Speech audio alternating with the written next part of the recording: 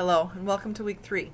This week what we're going to do in the discussion board is look at ageism, especially in the media. I'm just going to refer to my notes here. Think about television or movie portrayals of the elderly you have seen and identify both the positive and negative ways that older adults are shown in the media. I know in Community Health Part 1 you talked a lot about ageism. Don't be afraid to go back and refer to some of those discussion points, your assignments, to gather some of your information from that, because it very well fits into this discussion board that we're going to be talking about today. Identify an example of a theoretical perspective of aging and give an example of ageism. And again, some of that work's been done for you in the class that you just took before. Now, let's move on to your assignment. Make sure you use these assignments to help you build your information for your education project.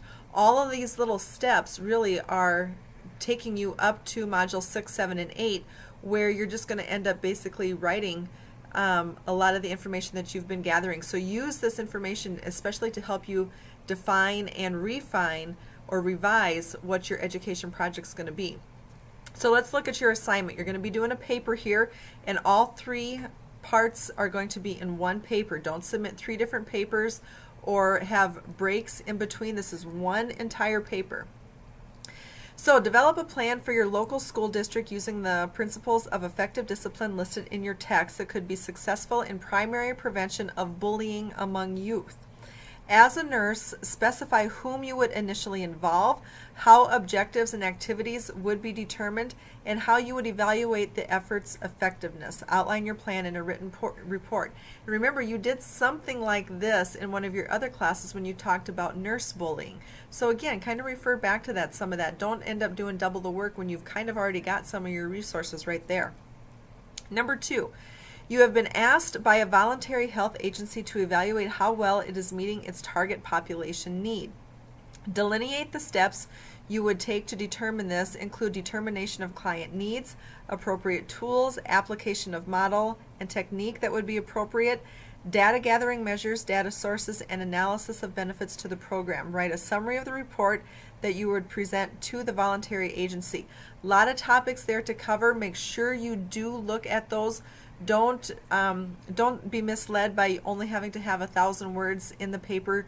Do strive to get that content in there. Sometimes students kind of shortchange the content because they just want to get the 1,000 words. So please look at that.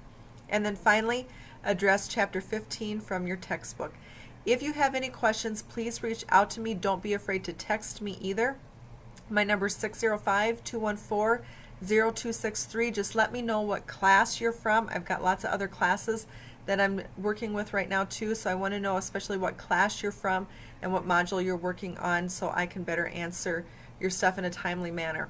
I know the education project has a lot of people stressed out.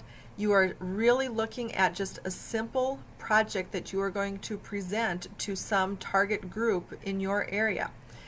Keep it simple. It might be you want to educate somebody on diet or exercise, STDs, anything. Just keep it simple. It doesn't have to be this big elaborate presentation. If you need to bounce any ideas off of me or you've got questions, please reach out to me. Thank you. Have a good week.